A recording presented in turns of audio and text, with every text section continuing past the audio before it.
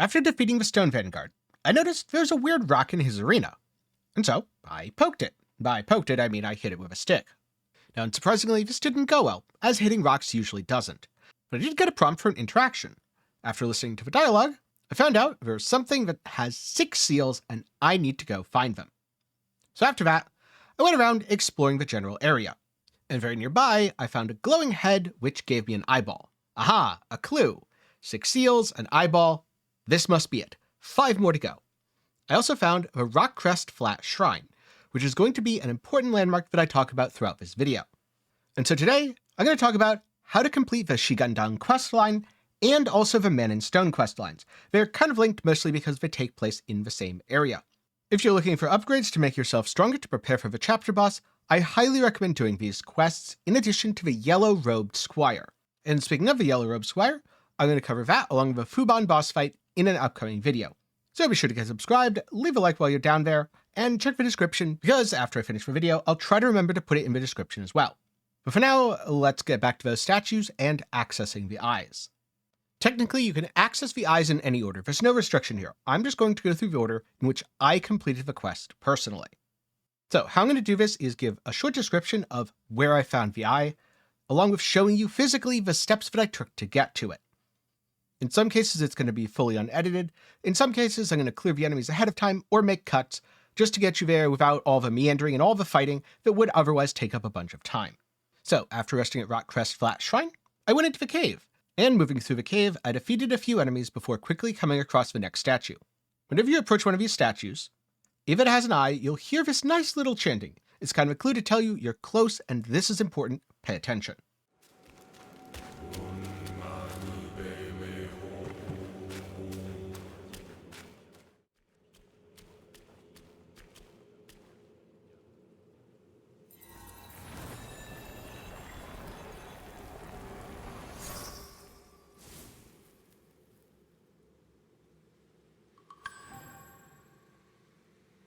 Now, after collecting the eye, I exited the cave. And from here, there's 2 options. You could either loop left or loop right. I suggest thoroughly exploring this area as there are a couple treasure chests to grab. But once you're done with that, go all the way down to the base of a cliff where you're going to encounter the 3rd Buddha.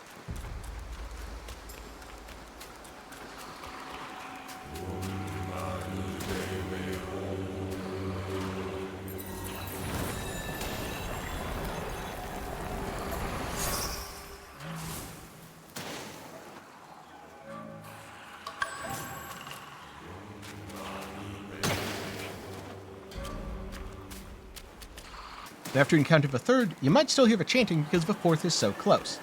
It's technically right above you, but getting to it is a little bit more difficult than it sounds. Follow the river until you can cross the gap and get up onto the wooden platforms. You know, where those annoying things are constantly shooting at you. Now, I jumped down into the river. This isn't a necessary step, but it does take you right to the Man in Stone where you can pick up his quests. Some bastard has got me trapped in this rock with his spell. When the rocks have come to life. In that cave, there's a rock boy lurking, holding secrets. Should you uncover the reason, I shall find my way out.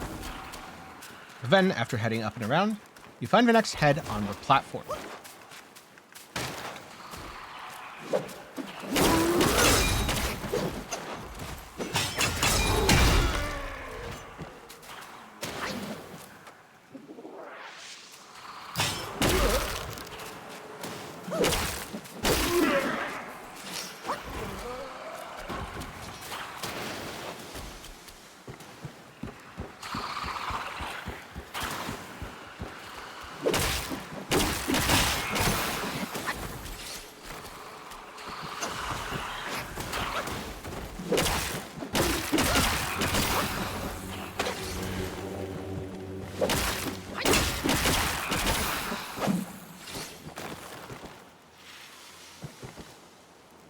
Then, after you collect the 4th head, you can find the 5th head nearby as well, along with a shrine.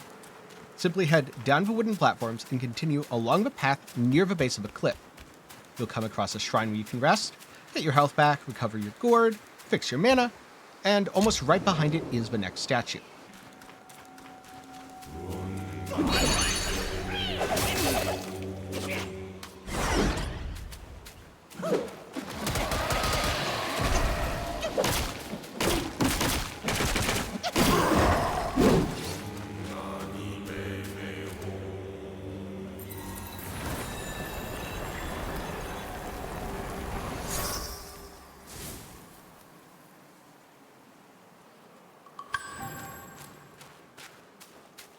And here's where, personally, I got stumped for a bit. I looked around for a while, and I couldn't find a head, so I decided, alright, maybe I'll just explore elsewhere and see if I come across it.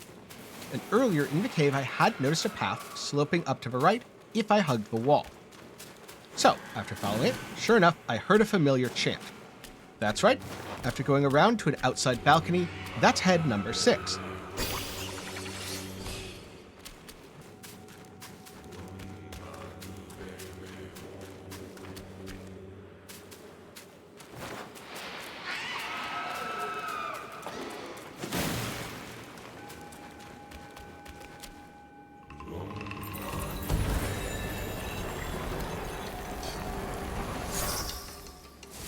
But there's also this weird blue glowing rock thing.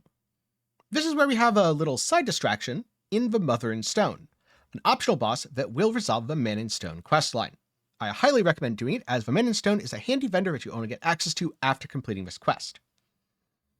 So, the Mother in Stone herself is responsible for all the animated rocks that have been aggressively attacking you. She doesn't really do anything, but as you damage her, she'll summon more and more ads, and I found it was kinda easy to get overwhelmed by the ads if I wasn't dealing with them. So I ended up dealing with them until her health got low.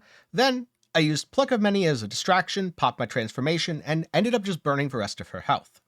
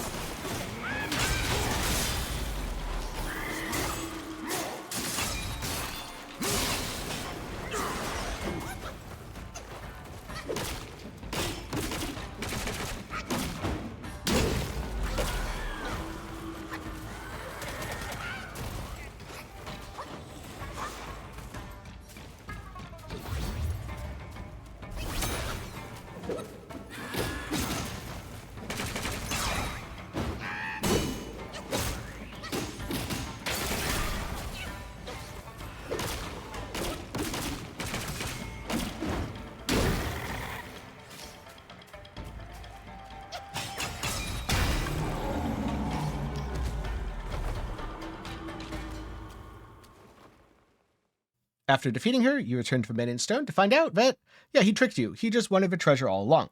So of course, you smack him in the face as well, and after you defeat him, he apologizes, gives you a new transformation, and becomes a vendor.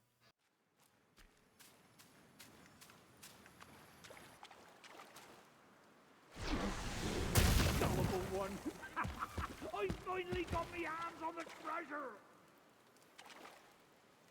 Why are you still here, eh? You ain't expecting us back, are you? Shameful. Be gone, you greedy inept wretch. Get lost, you disgrace. Get lost, you disgrace. Get lost, you disgrace.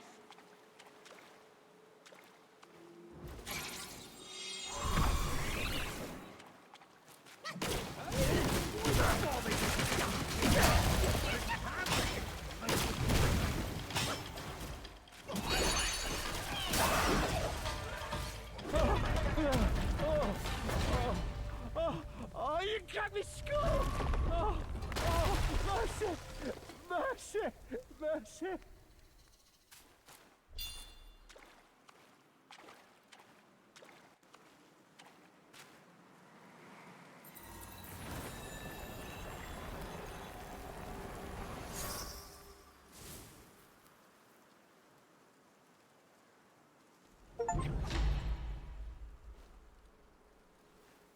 Alright, back on track. Now that we have all the 6 Buddha heads, we can go back to that rock and see what's up with it. Once you interact with a rock, you trigger the Shigandang boss fight.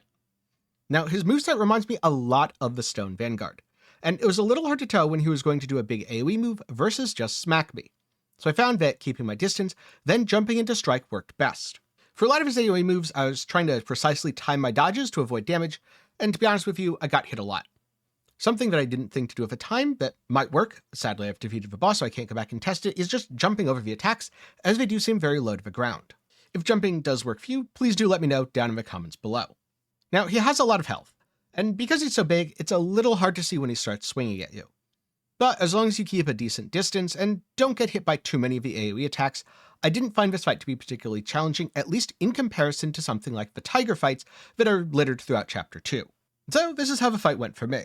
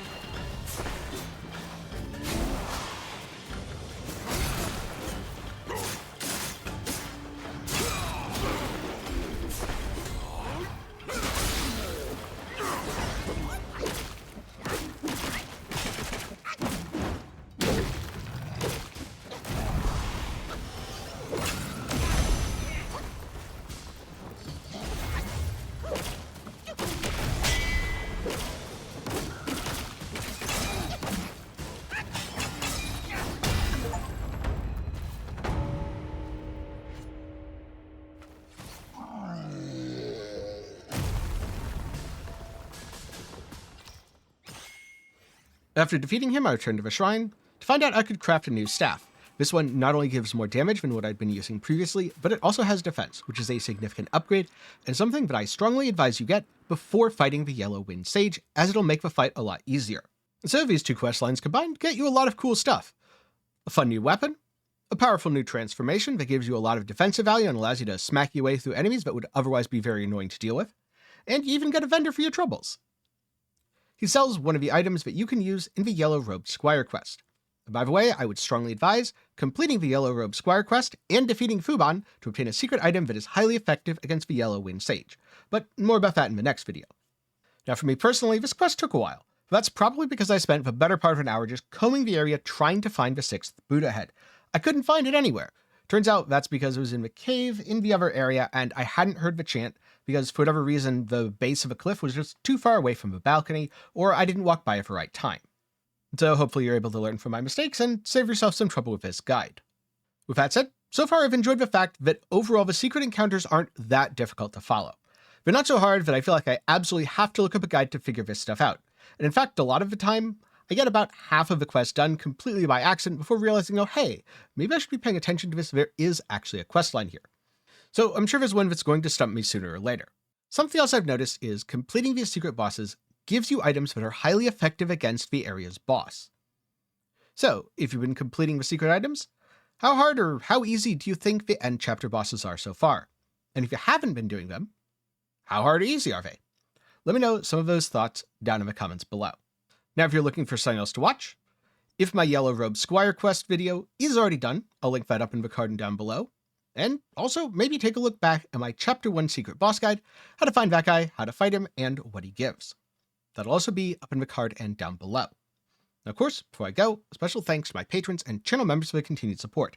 For as low as $1 a month, you cannot make videos just like this one possible. Link to support is down below. The big thanks to everyone who watched to the end of the video. I'm glad you enjoyed. I hope you've been having a lot of success with your return to Monkey. And of course, I look forward to seeing you in the next one.